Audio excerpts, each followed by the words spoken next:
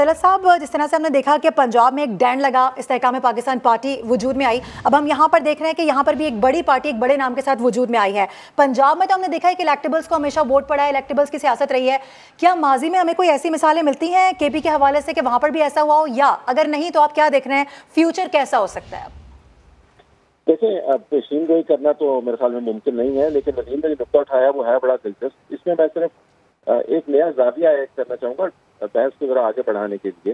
देखिए, इस वक्त जिस अमल से पाकिस्तान तहरीक-ए-इंसाफ गुजर रही है वो उसके अंदर फैक्शन के बनने का अमल नहीं है। वो पार्टी का जो इंतजामी ढांचा है उसकी तहलील का आप अमल देख रहे हैं अमलन। तो ये ऐसा नहीं है कि पाकिस्तान तहरीक-ए-इंसाफ की जमात मौजूद है और उसके अंदर से एक फैक्शन निकलकर पंजाब में चला जाता है, या एक फैक्शन निकलकर ग्रुप निकलकर केपीके में चला जाता है या अलहदा हो जाता है। इस वक्त आप उनकी सेंट्रल लीडरशिप की तहलील देख रहे हैं, आप पार्टी के चैप्टर्स की तहलील देख रहे हैं। मरकज में उनके पास ना बोलने वाला कोई मौजूद है, ना उनको रिप्रेजेंट करने वाला मौजूद है। सिर्फ एक इमरान खान है जो कौम से खिताब के नाम पर बात करते हैं, और उस खिताब के अंदर भी जितने लोग जिन लोगों से मुखातिब होते हैं उनके नंबर्स भी आपके सामने हैं। तो मैं मेरे लिए बड़ा दिलचस्प होगा बतौर तज्जिया निगार ये देखना कि इस वक्त हम एक फैक्शन की आमद को देख रहे हैं जो मैंने नहीं ख्याल की फैक्शन की आमद है। परवेज खटक जो है वो केपीके के अंदर इमरान खान की सियासत का सुकून समझा जाता रहा। केपीके के अंदर जो फैक्शन रहे उसमें यकीनन परवेज खटक का फैक्शन मौजूद था जब पाकिस्तान तहरीक-ए-इंसाफ इंटैक्ट थी, लेकिन परवेज खटक के साथ सिर्फ 3-4 लोग नहीं हैं। अभी नदीम जिक्र कर रहे थे और आपने भी खबरें बताया 57 के करीब लोग मौजूद हैं, और वो तमाम के तमाम लोग जो पाकिस्तान तहरीक-ए-इंसाफ की क़यादत का हरावल दस्ता बन के सामने आते रहे, जो वसाइल मुहैया करते रहे।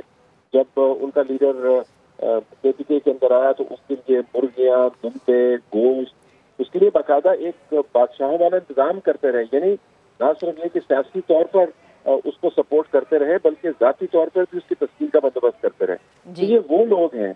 अब जाहिर है नदीम सही फरमा रहे हैं कि जो वोट इन लोगों ने हासिल किया वो म्यूचुअल बेनिफिट था।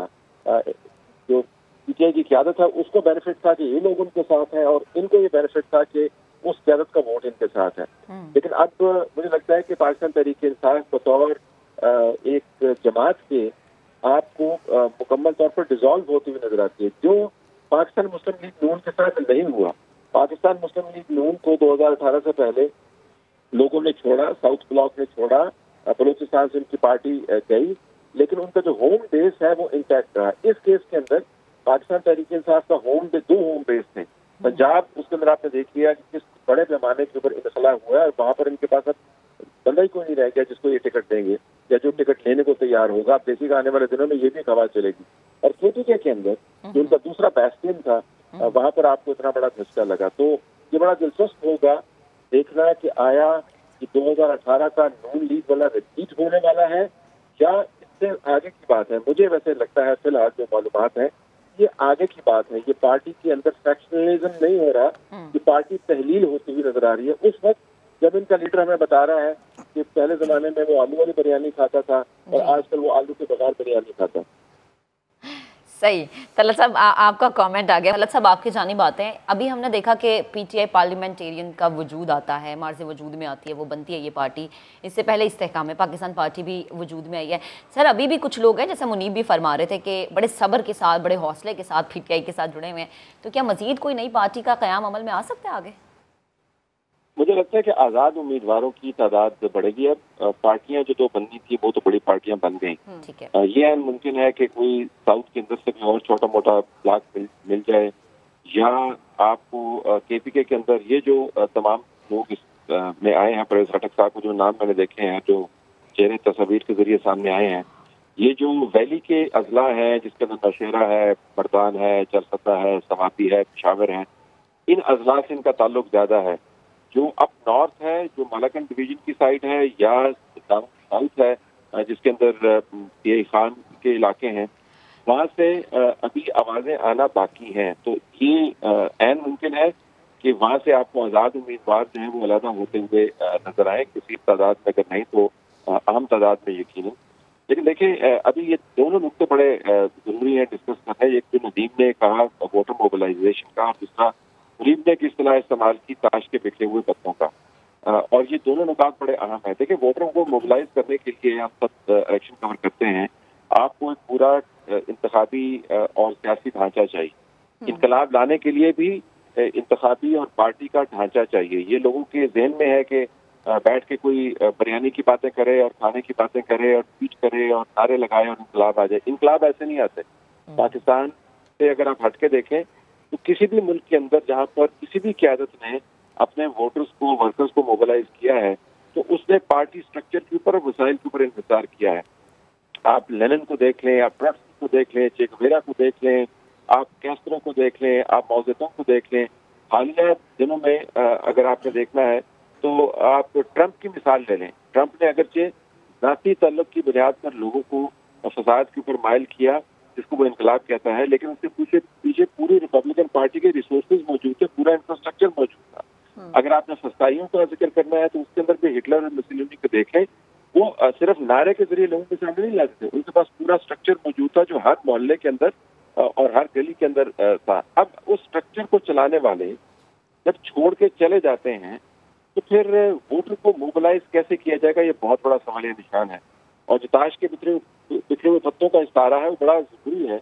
वो एक गड्डी की सूरत में फिर काम नहीं करता, वो इकट्ठा नहीं होता और हर कोई अपनी अपनी राय लेता है। और तीसरा नुकता, जब टिकट लेने वाला ये समझ रहा होगा कि मुझे टिकट देने वाला यानी पीटीआई की मौजूदा क़यादत, उसका अपना मुस्तकबिल जो है वो तबाह हो चुका है, तो मैं इसके हाथ से टिकट क्यों लूँ?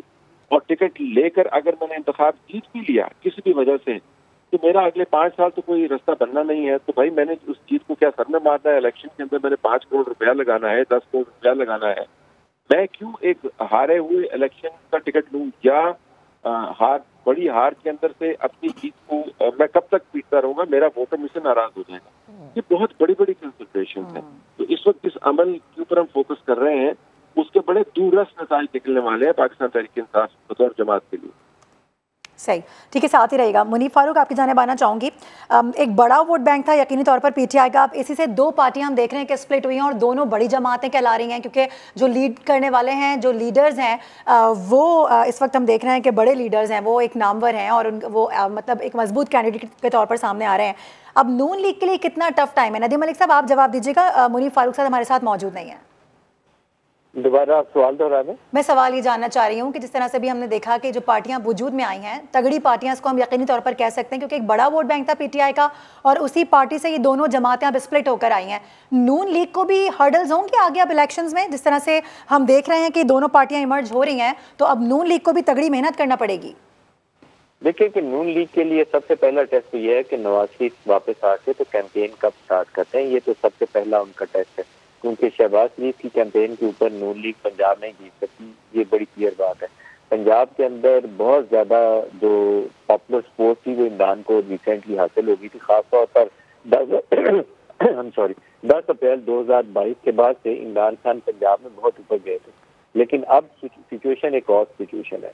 एक साउथ पंजाब के अंदर तगड़ा पूरा ग्रुप है जो लैदा होकर हमें इस्तेकाम पाकिस्तान पार्टी का हिस्सा बनते हुए नजर आएगा। लाहौर के अंदर क्या इस्तेकाम पाकिस्तान में जब अलीम खान अपना ग्रुप खड़ा करके कैंपेन करेंगे तो वो नून लीग को परेशानी का बायस बनेगा। पीटीआई कहाँ स्टैंड करेगी? मेरे लिए अभी ये सवाल का जवाब आना बाकी है, क्या पीटीआई आइंदा इलेक्शन के अंदर आज़ादी से कैंपेन कर रही होगी या नहीं कर रही होगी? मेरे जहन में अभी कुछ ऐसे सवाल हैं या खदशात पहले हैं कि अभी कुछ और होना बाकी है, कुछ सुप्रीम कोर्ट से फैसले होने बाकी हैं, कुछ हो सकता है एस्टैब्लिशमेंट का फर्दर प्रेशर अभी कैंपेन के ऊपर भी हमें आइंदा आने वाले दिनों में नजर आए, तो वो इंतखाबी नतीजे के ऊपर असरअंदाज होगा।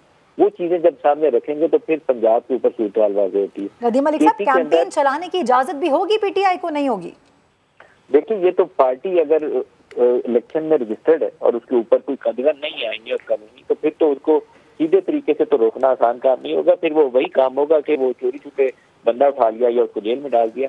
वो गुज़श्ता इंतखाबात में एक हमारे पास 2 मिसालें ऐसी थी। कमरुल इस्लाम थे, वो एक इंजीनियर कमरुल इस्लाम, जी। उनको एन वक्त पे उठा लिया गया था, चौधरी निसार के मुकाबले में खड़े थे।